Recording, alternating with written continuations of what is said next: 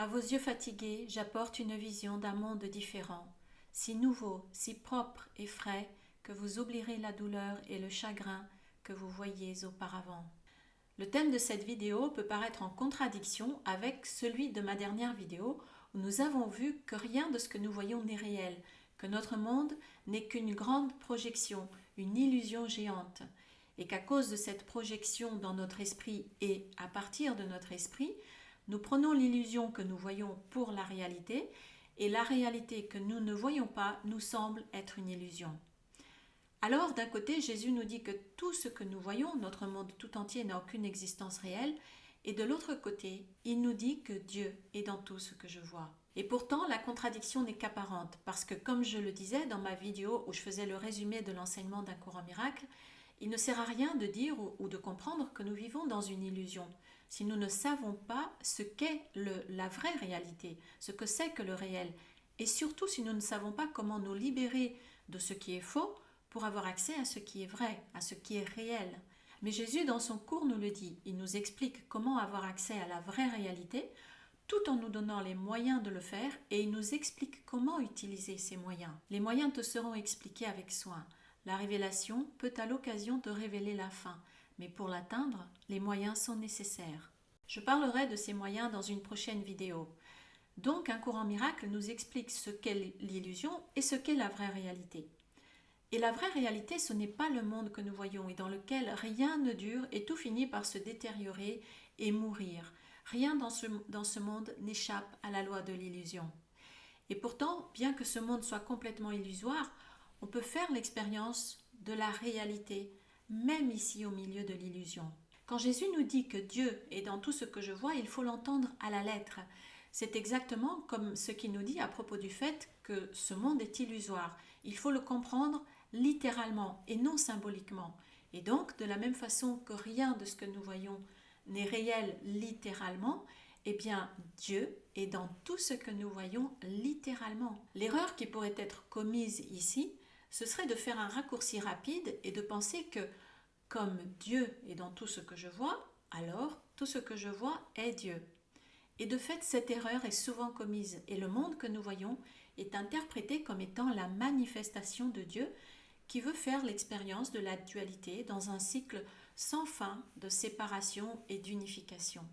On peut remplacer le mot Dieu par tous les synonymes qu'on veut, les équivalents comme la source, le créateur, notre origine, voilà, tout ce qu'on veut. Les choses et tout ce qui est visible sont vus comme étant la manifestation de Dieu, de l'Esprit du Christ.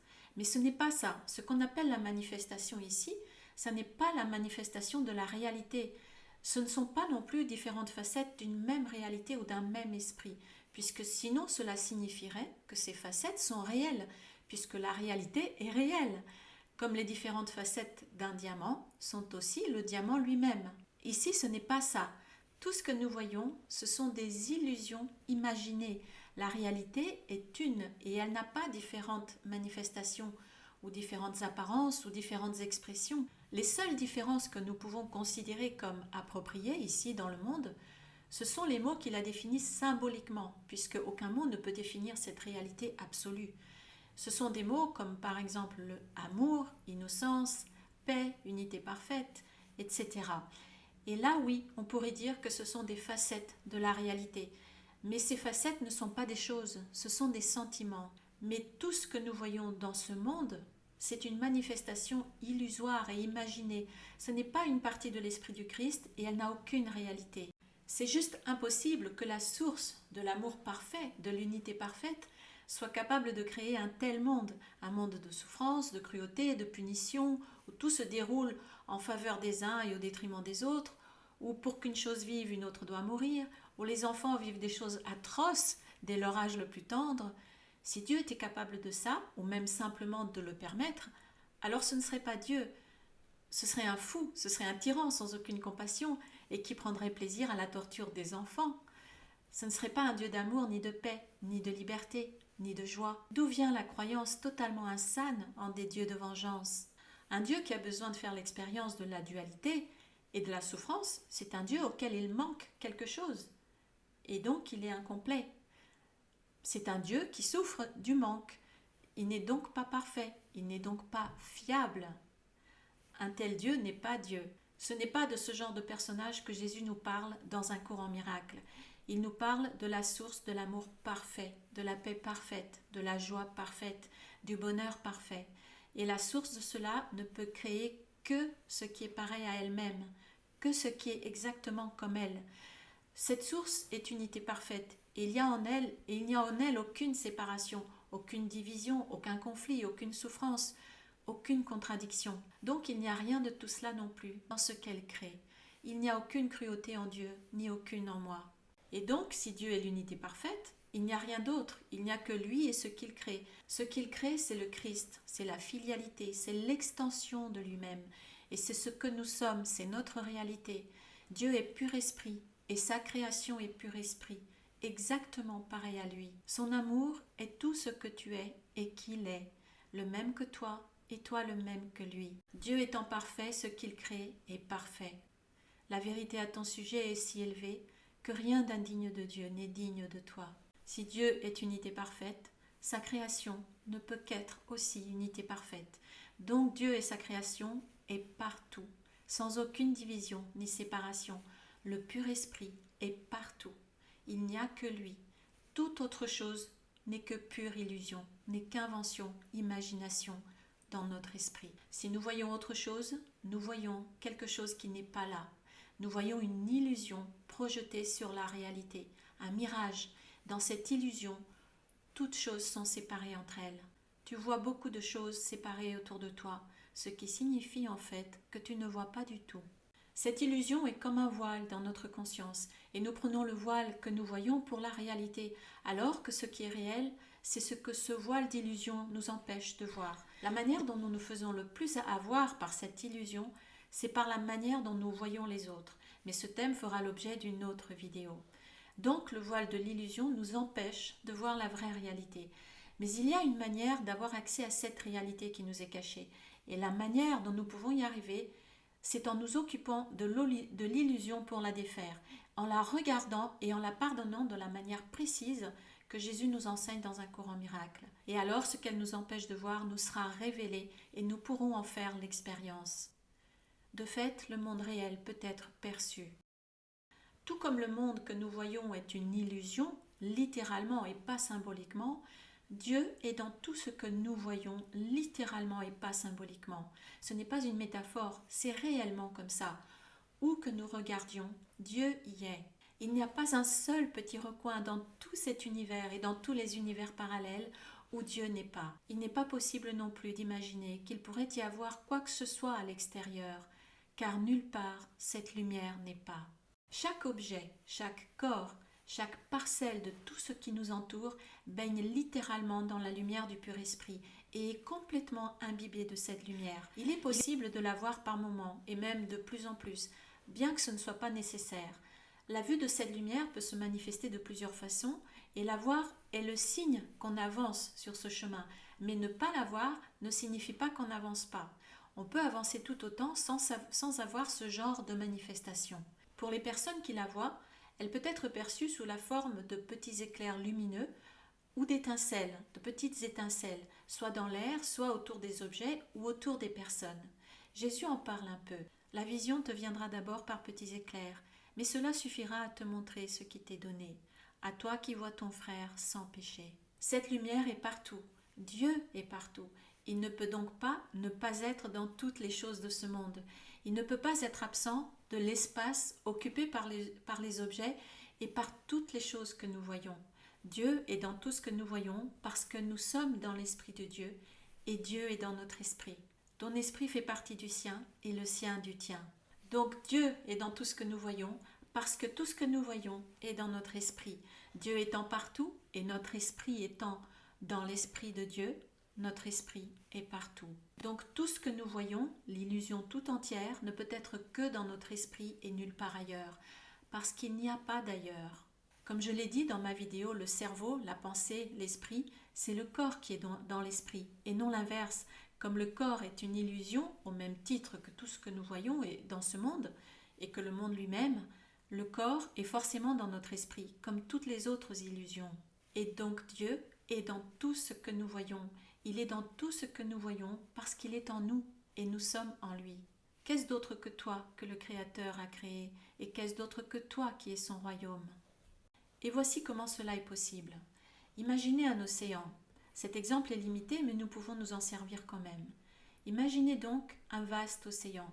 Imaginez maintenant que vous avez un tissu et que vous le plongez dans l'eau de cet océan. Vous le lâchez et puis vous plongez aussi pour regarder le tissu dans l'eau. Imaginez que vous êtes sous l'eau et le tissu aussi, et vous regardez ce morceau de tissu sous l'eau. Ce que vous voyez quand vous regardez le tissu dans l'eau, c'est le tissu. Vous ne voyez pas l'eau qu'il a absorbée. Pourtant, le tissu est rempli d'eau puisqu'il est dans l'eau. C'est exactement pareil pour tout ce que nous voyons, parce que tout ce que nous voyons est contenu dans l'Esprit de Dieu, ou plus exactement dans l'Esprit du Fils de Dieu. Maintenant, revenons à cet océan et au tissu. Imaginez qu'il y a des tissus partout sous l'océan. Il y en a tellement que vous ne voyez plus que des morceaux de tissu. Ils sont tous imbibés de l'eau de l'océan, mais il y en a tellement que vous ne voyez plus du tout l'eau. Vous ne voyez que du tissu partout.